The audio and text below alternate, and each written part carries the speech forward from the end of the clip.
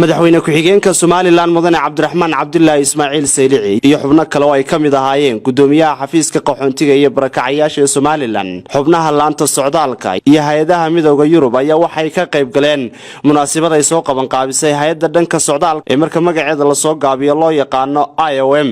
madashani ayaa waxa laga gaarnaysanayay sidii barakacayaasha ku dhaqan daafaca caalamka reer Soomaaliland ugu soo celin lahaa dub Soomaaliland madashan ayaa waxa ugu horeyn ka hadlay qaar ka tirsanaa xubnaha ururka midowga Yurub sidoo kale waxa madasha ka hadlayna xubnaha laanta socdaalka ee Soomaaliland iyo waliba gudoomiyaha xafiiska qaxoontiga iyo barakacayaasha ee Soomaaliland. Migration is a complex issue and return and reintegration has many actors. So I'm very proud to welcome our other actors and to have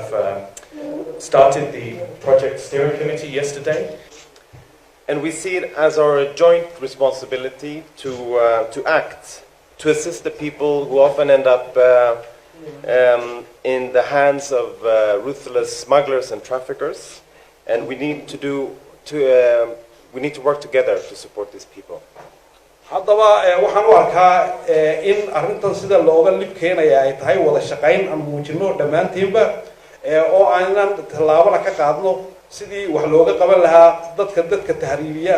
iyo kontrabaaninta dadka sidii wax looga qaban lahaa arrimaheegana inaan wada shaqayn kaga guuleysan karno yaan u arkaa wiil gaar ahaan xukuumadda uu Muuse Biixi hogaaminayo waxaad arkaysaan inuu madaxweynuhu sameeyay hay'ad gaar ah oo madax bannaan oo ka shaqeysa arrimahaas hay'adaas waxay ka shaqeynaysaa dadka soo celintooda inta rabta inay wadankooda ku soo laabtaan iyagoo ikhtiyaarkooda ku soo noqonaya iyo sidii ay bulshada u dhexgeli lahaayeen ee noloshoodii dib ugu bilaabi lahaayeen inay la hubiso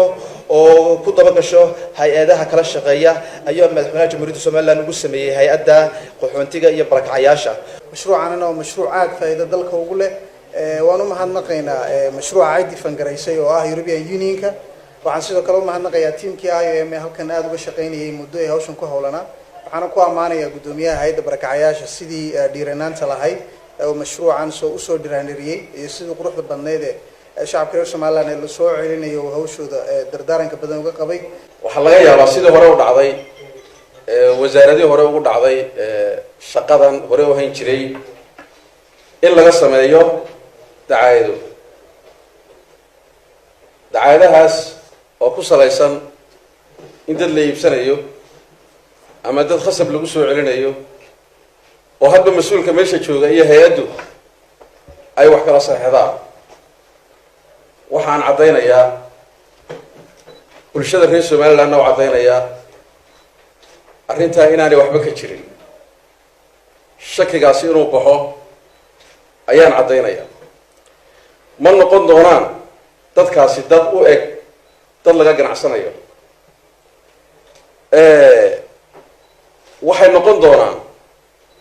dad dhibaato haysata looga hiilinayo laga caawinayo wax lagala qabanayo gabagabadii munaasabada waxa soo gabagabeeyay isla markaasina hadalka qaatay madaxweyne ku-xigeenka Soomaaliland mudane Cabdiraxmaan Cabdullaahi Ismaaciil Saylici inta badan waxa ku heli jirnay ama dhibtaale waxay sidaa imka la sheegayo qofkii la soo qaado dalkani oo weliba horeys baa dhacaya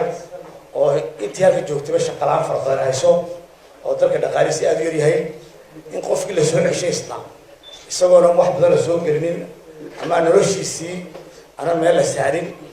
la soo cesho taas ay tabadan caqabadaha inta badan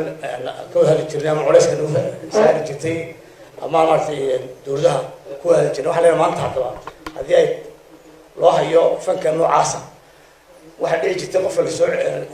iskii soo noqonayo de tigirka ma ahna waxa kale soo siin jiray wax yar aad iyo runtiyo qof aan bilo noloshiisa wadayay